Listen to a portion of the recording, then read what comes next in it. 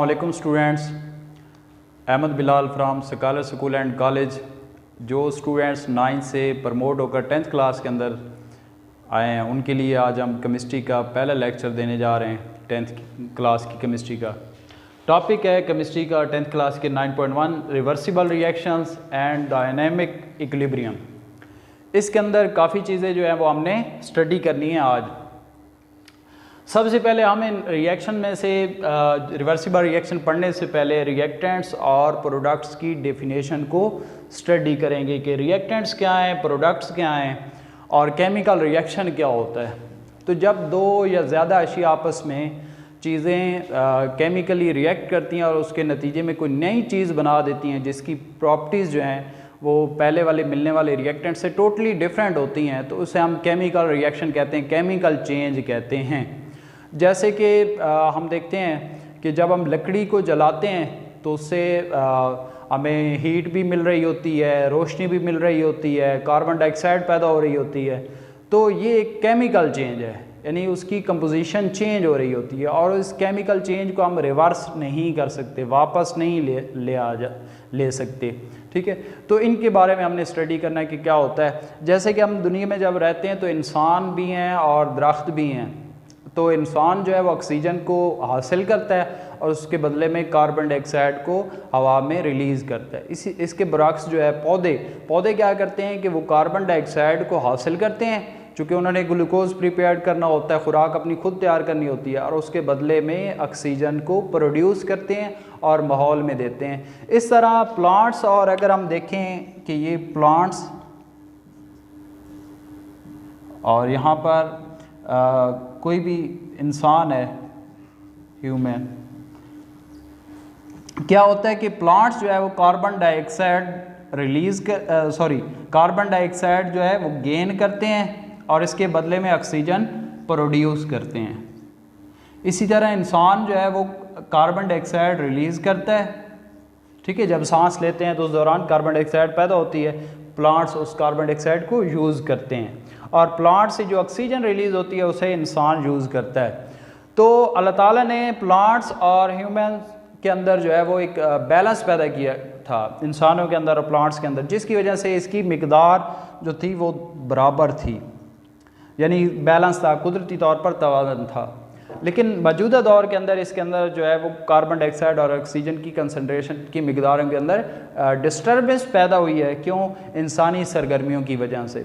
तो अब हम जो है ये रिएक्शंस है कि रिएक्शन हो रहा है, उसके दौरान कार्बन डाइऑक्साइड प्रोड्यूस हो रही है, ऑक्सीजन प्रोड्यूस हो रही है और ये एक दूसरे को फ्राहम कर रहे हैं। तो इस रिएक्शन को स्टडी करने से पहले हम रिएक्टेंट्स की डेफिनेशन देखते हैं कि रिएक्टेंट्स क्या होते हैं। तो सबसे पहले हम डेफिनेशन स्टडी करते हैं reactants. In a chemical reaction, यानी कोई भी chemical reaction, the substances that combine are called reactants. जो सब्सटेंसेस आपस में मिलती हैं उन्हें हम रिएक्टेंट्स कहते हैं। यानी केमिकल रिएक्शन के अंदर जो चीज़ें आपस में कंबाइन होंगी उन्हें रिएक्टेंट्स कहते हैं। और दूसरी डेफिनेशन है प्रोडक्ट्स।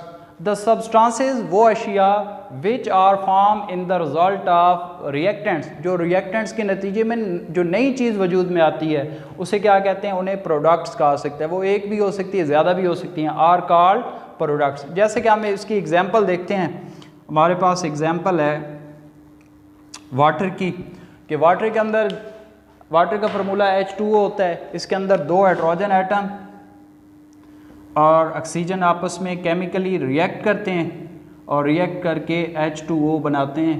अगर हम इस इक्वेशन के अंदर देखें तो यहाँ पर हाइड्रोजन के 2 एटम हैं मॉलिक्यूल की शक्ल में, ऑक्सीजन के 2 एटम हैं मॉलिक्यूल की शक्ल में। जब ये रिएक्ट करते हैं तो H2O वजूद में आता है।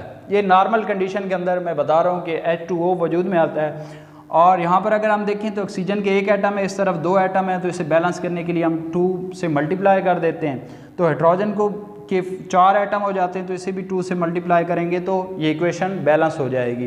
तो इसके अंदर ये जो हाइड्रोजन और ऑक्सीजन है इन्हें हम रिएक्टेंट्स का नाम देते हैं, चूँकि ये केमिकल रिएक्शन के अंदर आपस में केमिकली कंबाइन हो रही हैं, इसलिए ये रिएक्टेंट्स कहलाएंगे।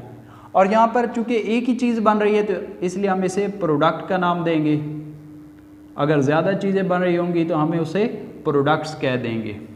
जैसे कि मैं बता रहा था कि यहाँ पर हाइड्रोजन और ऑक्सीजन ये रिएक्टेंट्स हैं, और जब ये केमिकली आपस में रिएक्ट करते हैं तो इसके नतीजे में वाटर H2O वजूद में आता है। तो H2O क्या चीज़ है? प्रोडक्ट है, यानी सिंगल प्रोडक्ट यहाँ पर हमें हासिल हुई है।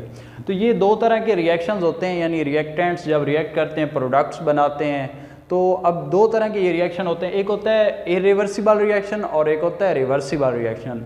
इरिवर्सिबल रिएक्शन क्या होता है, इसे हम सबसे पहले डिस्कस कर लेते हैं। The reaction in which products do not recombine, product दोबारा रिकम्बाइन नहीं होती। टू फॉर्म रिएक्टेंट्स, रिएक्टेंट्स बनाने के लिए are called irreversible reaction. The reaction in which product do not recombine to form reactants are called irreversible reaction, यानी ऐसा reaction जिसमें जो प्रोडक्ट्स वजूद में आ जाती है वो दोबारा रिएक्टेंट्स में कन्वर्ट नहीं होती, यानी दोबारा वो रिएक्टेंट्स के अंदर तब्दील नहीं होती, यानी ये कंप्लीट रिएक्शन होता है। तो इस कंप्लीट रिएक्शन को हम इरिवर्सिबल रिएक्शन का नाम देते हैं।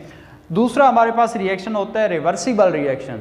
ये ऐसा रिएक्शन होता है जिसमें रिएक्टेंट्स मिलकर प्रोडक्ट्स बनाते हैं और प्रोडक्ट्स दोबारा कन्वर्ट हो सकते हैं रिएक्टेंट्स के अंदर। तो अगर प्रोडक्ट्स दोबारा कन्वर्ट हो सकें रिएक्टेंट्स के अंदर तो उस रिएक्शन को हम रिवर्सिबल रिएक्शन कहते हैं। इसकी डेफिनेशन पढ़ते हैं। The reaction in which products can recombine to form reactants are called reversible reaction, यानी ऐसा रिएक्शन जिसके अंदर प्रोडक्ट्स दोबारा कन्वर्ट हो सकती हैं रिएक्टेंट्स के अंदर, उसे हम रिवर्सिबल रिएक्शन का नाम देते हैं। अब हम इन दोनों की एग्जांपल्स को स्टडी करते हैं कि ये जो इरिवर्सिबल रिएक्शन क्या है, ये कैसे होता है। जैसे कि मैंने एक एग्जांपल दी, वाटर की H2 + O2 जब नॉर्मली रिएक्ट करते हैं तो H2O वाटर बना देते हैं। अब ये अगर हम नॉर्मल कंडीशन के अंदर ये रिएक्शन करवा रहे हों तो ये जो प्रोडक्ट है ये दोबारा रिएक्टेंट्स में कन्वर्ट नहीं होती। तो जब ये प्रोडक्ट जो है वो रिएक्टेंट्स में कन्वर्ट ना हो तो इसे हम इरिवर्सिबल रिएक्शन का नाम देते हैं। इसकी खसूसियात क्या हैं कि कंप्लीट रिएक्शन होता है, कंप्लीट रिएक्शन यानी रिएक्शन मुकम्मल हो जाता है। जैसे कि एक मिसाल मैंने पहले दी कि लकड़ी का जलना, ये कंप्लीट रिएक्शन है कि लकड़ी को जब जलाया जाता है तो वो कार्बन डाइऑक्साइड के अंदर और आग जब जल रही होती है तो रोशनी हासिल हो रही होती है, हीट हासिल हो रही होती है, तो वो और वाटर वेपर बन रहे होते हैं और मुख्तलिफ बाकी प्रोडक्ट्स भी पैदा हो रही होती हैं, बन रही होती हैं, तो वो दोबारा लकड़ी की सूरत में नहीं आ सकती। तो ऐसा रिएक्शन जो दोबारा वापस ना हासिल हो सके उसे इरिवर्सिबल रिएक्शन का नाम दिया जाता है। तो इसको हम रिप्रेजेंट कैसे करते हैं? Represented by single arrow, represented by single arrow. Single arrow से ज़ाहिर किया जाता है। जैसे कि यहाँ पर हमने इस रिएक्शन के अंदर ज़ाहिर किया है कि ये रिएक्टेंट्स हैं, रिएक्टेंट टू जब प्रोडक्ट्स की तरफ हम जाते हैं तो हम एरो को ड्रा करते हैं। याद रखें कि इस एरो का जो हेड होता है वो प्रोडक्ट की तरफ होता है और इसकी टेल रिएक्टेंट्स की तरफ बनाई जाती है। दूसरा हमारे पास रिएक्शन है रिवर्सिबल रिएक्शन। अब रिवर्सिबल रिएक्शन जैसे कि नाम ही से ज़ाहिर है रिवर्स हो सकता है, यानी ये फॉरवर्ड भी जाएगा और बैकवर्ड भी आएगा, यानी दोनों रिएक्शन इसके अंदर होंगे, फॉरवर्ड रिएक्शन भी होगा, रिवर्स रिएक्शन भी होगा। तो इसकी एग्जांपल जैसे कि हमारे पास मैं बता रहा था कि आयोडीन का कलर पर्पल होता है और जब ये हाइड्रोजन और आयोडीन मिल जाते हैं तो हाइड्रोजन आयोडाइड बनती है जो कि एक कलरलेस है, ठीक है, कलरलेस प्रोडक्ट हासिल होती है, जिससे हमें पता चलता है कि ये फॉरवर्ड रिएक्शन था और कुछ देर बाद ही दोबारा ये हाइड्रोजन आयोडाइड जो है वो कन्वर्ट होना शुरू हो जाती है हाइड्रोजन और आयोडीन के अंदर। हाइड्रोजन और आयोडीन के अंदर जब दोबारा कन्वर्ट होना शुरू हो जाती है तो पर्पल कलर दोबारा ज़ाहिर होना शुरू हो जाता है, जिससे ये साबित होता है कि इसमें दो रिएक्शन हो रहे हैं कि पर्पल कलर का गायब होना, कलरलेस हाइड्रोजन आयोडाइड का शो होना, मतलब पहले कलर ज़ाहिर हो रहा होता है फिर कलर गायब हो जाता है, जिससे ज़ाहिर होता है कि ये फॉरवर्ड रिएक्शन है। और जब दोबारा कलर आना शुरू हो जाता है आयोडीन का, इसका मतलब है कि रिवर्स रिएक्शन भी स्टार्ट हो गया है।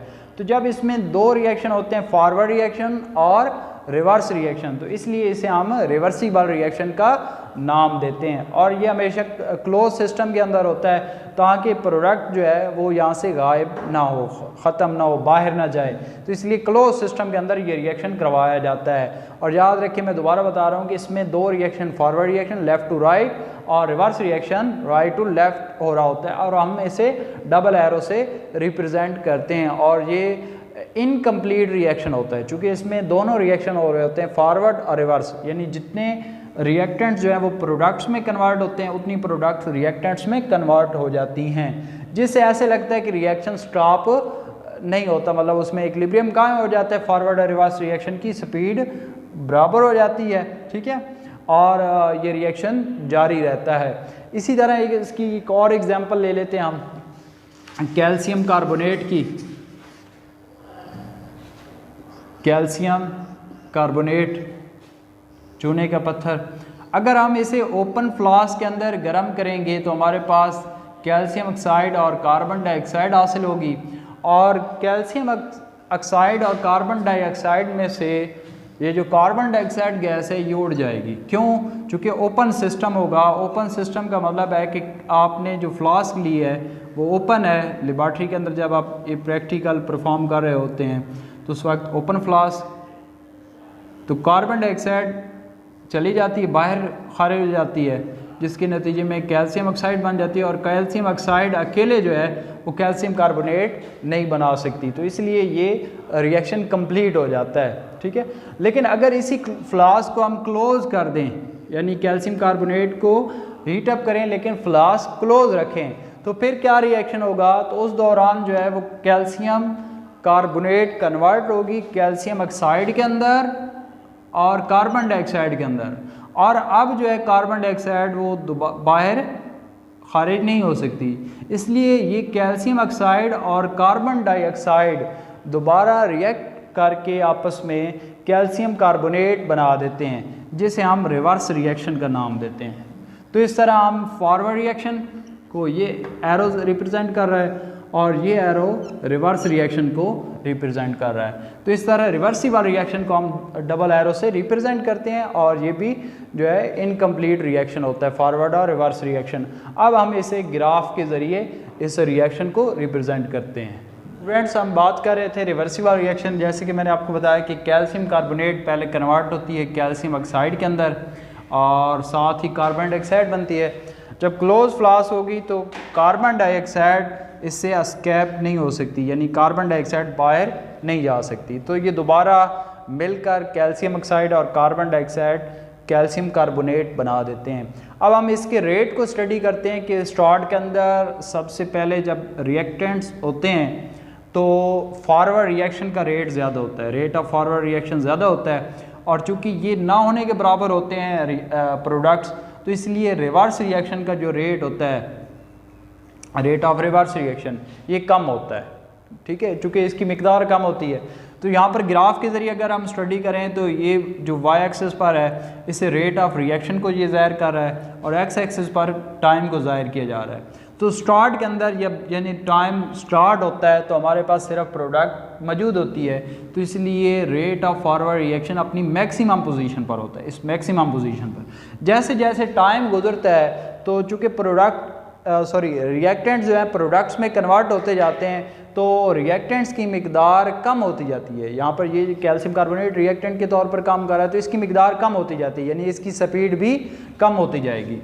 तो इसकी स्पीड यानी rate of forward reaction slow होता जाएगा, और इसी दौरान यानी जब स्टार्ट हो रहा होगा तो रिवर्स रिएक्शन, यानी जब प्रोडक्ट्स रिएक्टेंट्स में कन्वर्ट हो रहे हैं तो इसकी मिकदार ना होने के बराबर होती है प्रोडक्ट्स की, इसलिए रिवर्स रिएक्शन बिल्कुल स्लो होता है, यानी ना होने के बराबर होता है। जैसे जैसे वक्त गुजरता है प्रोडक्ट्स बनती हैं और प्रोडक्ट्स दोबारा रिएक्टेंट्स में कन्वर्ट होती हैं, तो ये जो रिवर्स रिएक्शन है ये अपनी स्पीड को बढ़ाना शुरू कर देता है, और एक टाइम ऐसा आता है कि फॉरवर्ड रिएक्शन का रेट, ये जो फॉरवर्ड रिएक्शन है,